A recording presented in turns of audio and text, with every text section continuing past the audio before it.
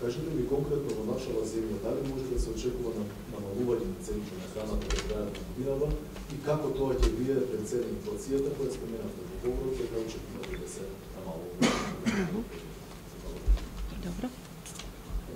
Добро, прашање попраш? Добро. Сега се слушам. Добро, ви благодарам на прашањето.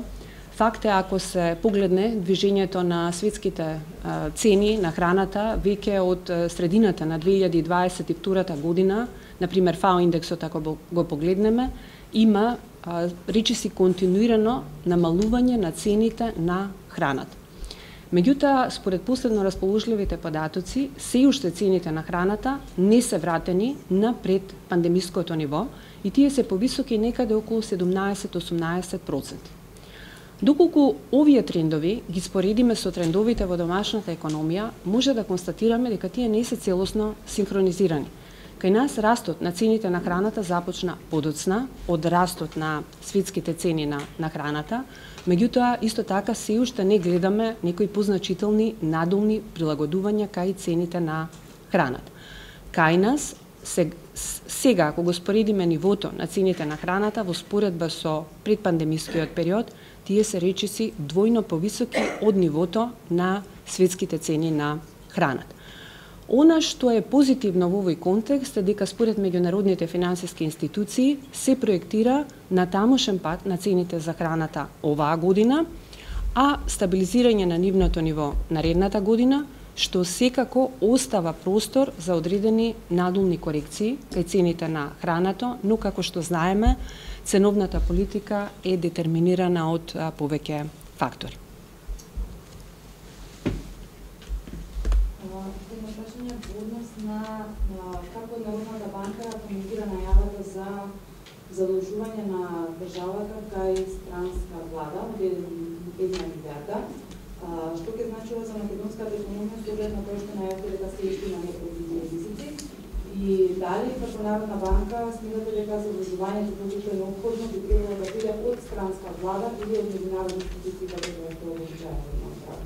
И дека знаеме искуството претходно од задолжувањето во друга странска влада, колку време се плати прегрешни продукти кои беа? Ова функционира? Не. Да? Добро. Океј, ви благодарам за прашањето. Позицијата на Централната банка околу јавните финансии е јасна, мислам, ја комуницираме во повеќе наврати. Евидентно е дека дојде до значајно зголемување на буџетскиот дефицит и значајно зголемување на јавниот долг, особено во пандемиската година, 2020 година, иако нашата економија не беше исклучок во таа смисла, насекаде, секако причината беше обезбедување на значајна поддршка на граѓаните и компаниите за да се преброди тој шок од невидени размери, меѓутоа сепак резултатот е значајно зголемување на јавниот долг, кој што според последните податоци минатата година е и над 60%, мислам 62% од бруто домашниот производ. Оно што е клучно во ваква ситуација е фискална консолидација, а фискалната консолидација секако еден од клучните начини или фактори за да се направи е намалување на буџетскиот дефицит. Ние гледаме одредена патека на намалување на буџетскиот дефицит, например во текот на пандемијата тој достигна 8% од бруто домашниот производ, а минатата година мислам дека 4,9%. И согласно со фискалната стратегија, среднорочна стратегија, предвидена е патека на тамошно намалување на среден период и сведување до 3 па и нешто по 3%. Според нас клучно е да продолжи овој процес на фискална консолидација. Се разбира многу важна и начинот на задолжување, многу е важен начинот на задолжување и во услови, во глобален амбиент, во кој што се уште финансиските услови се затегнати и каматните стапки се значајно повисоки, иако веќе има одредено стабилизирање на каматните стапки, многу е значајно да се фокусираме на соодветните извори за финансирање на потребите, нели за функционирање на државата. Секако еден од важните фокуси треба да не бидат меѓународните финансиски институции, кои што условите по кои што ги даваат кредитите се сепак поповолни од пазарните услови. Немаме подетелни информации околу сите овие најави за новите задолжувања, нивната природа, карактер, условите и така натаму. Секако, со оглед на временската рамка, ние моравме да ја заокружиме проекцијата, да ги затвориме проекциите, но како понатаму ќе имаме повеќе информации, соодветно ќе ги рефлектираме во нашите проекции. Генерално Народната банка е повеќе за задолжување кон меѓународните финансиски институции?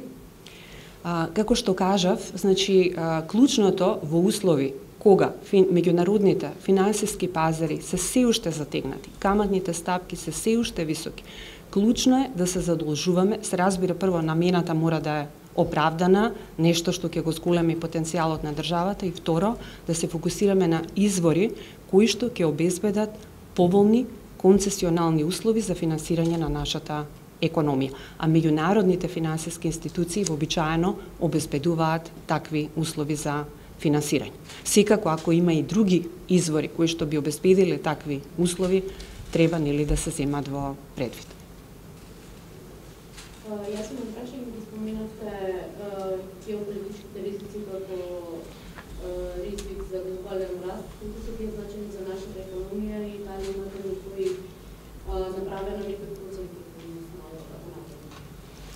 Да, геополитичките тензии се всушност еден од најголемите глобални ризици кои што се споменуваат и се нотираат од страна на повеќе меѓународни финансиски институции. Всушност има и голем број на емпириски оцени кои што покажуваат дека доколку има поголема материализација на овие ризици, глобалниот раст може значајно да се намали и тој да биде понизок во распон од 0,2 до околу 12%, значи понизок глобален економски раст, а кукав навистина би бил ефектот ќе зависи од повеќе фактори. Прво, се разбира со кукав интензитет тие ќе се манифестираат, понатаму преку кои канали всушност тие ризици ќе се манифестираат во економиите, но и од успешноста на носителите на политиките, колку тие успешно ќе се справат со овие ризици. Кај нас досега не се забележани одредени видливи ефекти во нашата економија поврзано со овие аспекти, но како Централна банка правиме сценарија во кои што вградуваме одредени претпоставки, се трудиме да процениме одредени ефекти, кои што исто така би можела да посочам дека не се незначителни, што упатува јасно на потреба од добар фокус на носителите на политиките за минимизирање на овие ризици.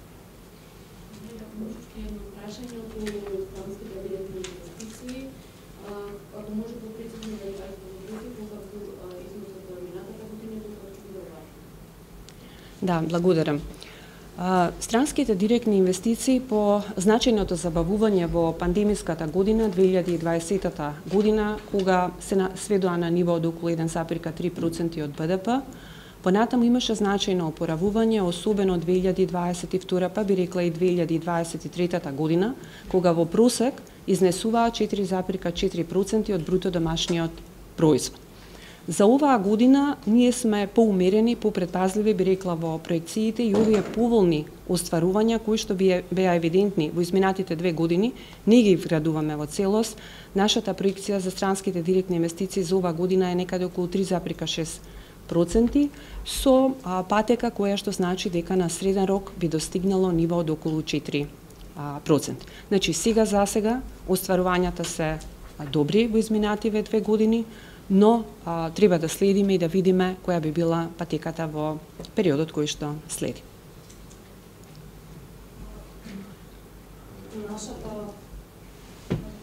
Нашата држава моментално имавме смена на власта и на завршивме нели со изборите, па и самите споменавте се соочуваме во момент со висок јавен дуг, со висок дефицит. Новата влада, предпоставувам, новиот парламентарен состав ќе ги добиеме некаде таму на крај јуни. Како во овој период треба да се насочуваат работите кон македонската економија, поточно како може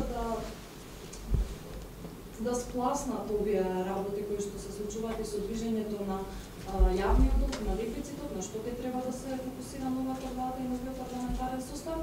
И дали може да се очекува поинакви движења во однос на тоа како се наоѓа сега државата во овој период, во однос на проекциите кои што ги имаме? Благодарам за прашањето. Се уште нема формирано влада, така да било кои проекции треба да видиме која е визијата на новата влада за фискалната патека на среден рок. Ние сега по нашите проекции се водевме од последно расположливите податоци, а тоа се податоците кои што датираат од декември минатата година, односно среднорочната фискална стратегија за периодот 2024-2028 година. Генерално, она што е клучно за одржување на макроекономската стабилност е да продолжи процесот на фискална консолидација. Продолжувањето на овој процес е значајно не само заради долгорочна одржливост на јавните финансии, туку и за поддршка на монетарната политика, за стабилизирање на инфлацијата, иако трендовите, како што гледаме, се поволни, меѓутоа важна е за стабилизирање на подолгорочна основа.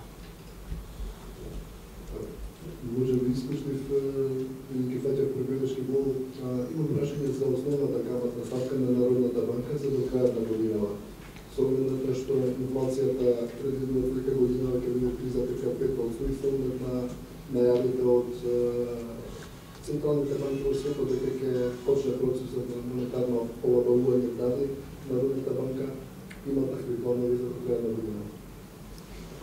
Да, мислам дека не сте пропуштиле експлицитно, не посочив околу патеката на монетарната политика и основната каматна стапка.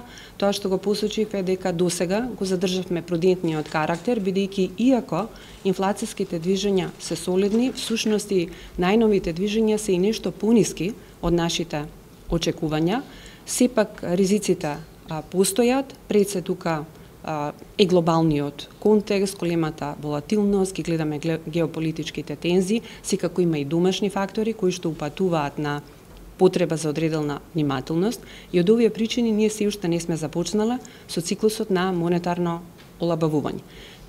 Гледано перспективно, со оглед на нашата стратегија на одржување на стабилен девизен курс на денарот, два клучни фактори се кои што ќе го детерминираат моментот кога ние би почнале со циклусот на олабавување, секако нивото на девизни резерви, движењата на девизниот пазар, кои што исто така сега се поволни, но и инфлацијата, инфлацијските очекувања.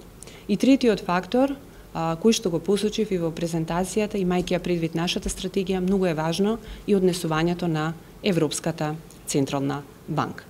Генерално кажано, со оглед на тоа дека трендовите во клучните пунктови кои што го детерминираат просторот на монетарната политика сега се поволни, доколку овие трендови продолжат и натаму, без да има некоја поголема материализација на ризици, во втората половина од годината постои простор за да се започне со процесот на монетарно олабавување.